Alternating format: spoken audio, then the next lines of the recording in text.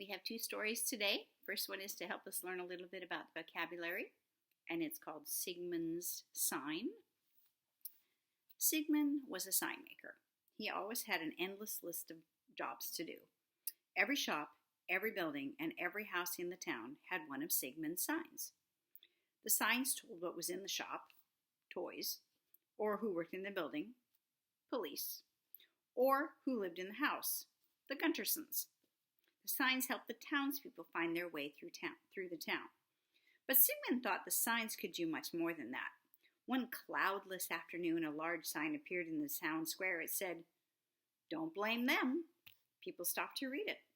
Then they talked about the sign. They wondered what the sign meant. They thought about their own actions. Who was blameless? Had they been unfair?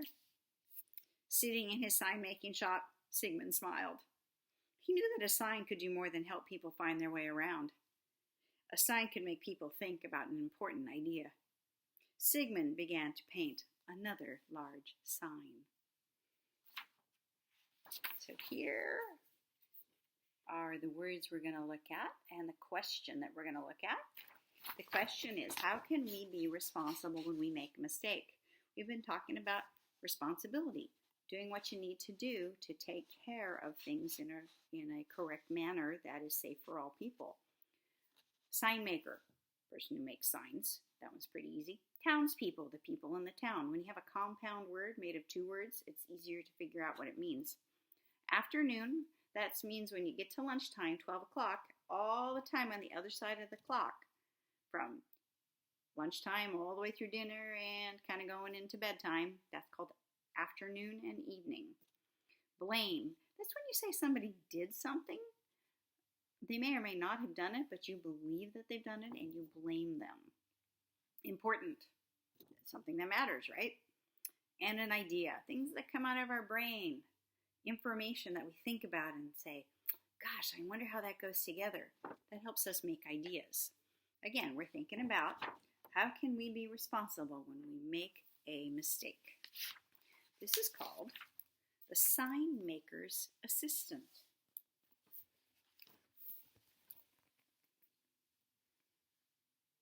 This should be an interesting book or story. I've not read it before.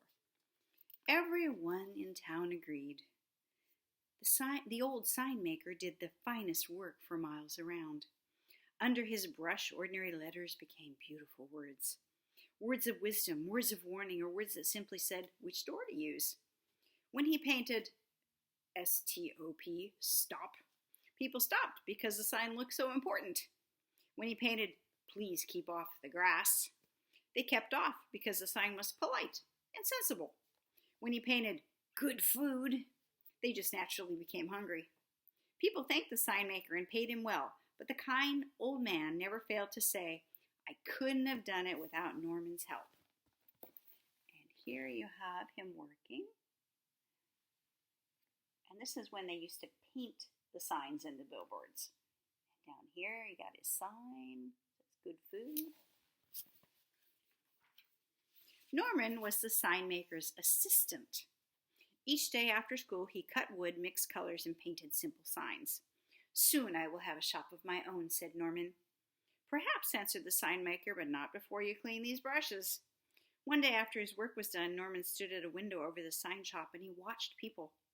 They stopped at the stop sign, they entered at the enter sign, and they ate under the good food sign. They do whatever the signs say, said Norman to himself. I wonder. He crept into the shop while the sign maker napped. With brush and board, he painted a sign of his own. Early the next morning, he put up the sign, and then he ran back to the window to watch. No school? Muttered the principal. How could I forget such a thing? No one informed me, said the teacher. Hooray! Cheered the children, and everyone went home. So this is the sign maker's shop, and this is the sign that he put in front of the school. It says, no school today. This is great, cried Norman. He looked around town for another idea. Ooh, he said at last, there's something I've always wanted to do. The following day, Norman jumped from the top of the fountain in the park. As he swam, he thought to himself, I can do lots of things with signs. Ideas filled his head. That afternoon when Norman went to work, the sign maker said, "I must drive to the next town and paint a large sign on the storefront. I'll return tomorrow evening, so please lock up the shop tonight." As soon as the sign maker was gone, Norman started making signs. He painted for hours and hours, and in the morning, people discovered signs all around town. So here's the fountain, and he put up "Open for swimming." And on this side, he put up "The bank is closed, deposit your money here into the trash can," and "Eat your hat" on a sign, and "Toy shop." And it says, "Buy Norman a present." I think he kind of missed the point of signs. Norman watched it all and laughed until tears came to his eyes. But soon he saw that people were getting angry. So on this one, see all the presents? They're buying Norman presents. And then over here, it says "Go back" 3 spaces on the sidewalk. And the one in the corner says "Knock heads." So people were bumping heads, and then they were complaining that their head hurt. They were just following what the sign said. "The sign maker is playing tricks," they shouted. "He has made fools of us." The teacher tore down the "No school" sign. Suddenly people were tearing down all the signs, not just the new ones, but every sign the sign maker had ever painted.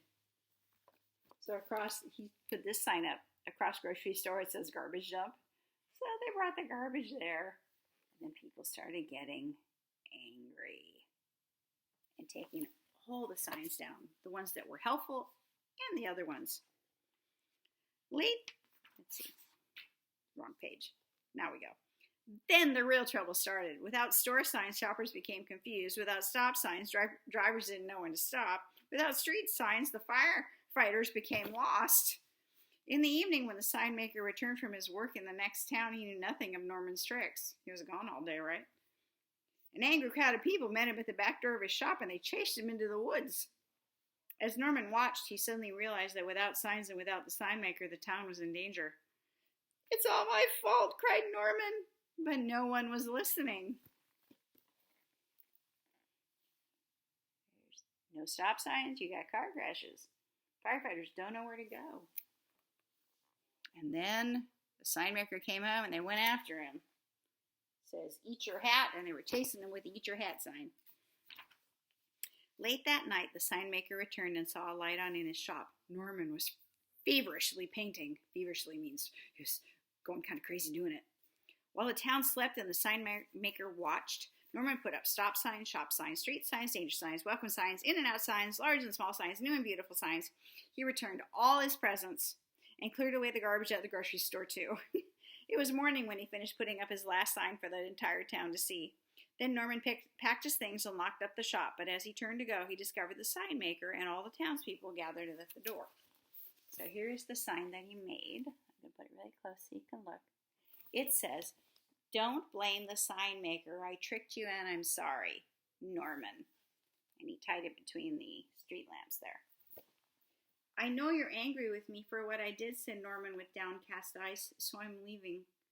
"Oh, we were angry, all right," answered the school principal, "but we were also foolish. We were also fools for obeying the signs without thinking first." "You told us you are sorry," said the sign maker, "and you fixed your mistake, so stay and work hard. One day the shop may be yours." "Perhaps," answered Norman, hugging the old man, "but not before I finish cleaning those brushes." He took responsibility. When he made a huge mistake, he tried to fix it. He tried to make it better, and they believed that he meant what he said. So when he said he was sorry, it wasn't just a, yeah, I'm sorry. It was, I truly feel bad about what I did. That's what taking responsibility is all about. I hope you liked the stories today. Have a good day. Bye.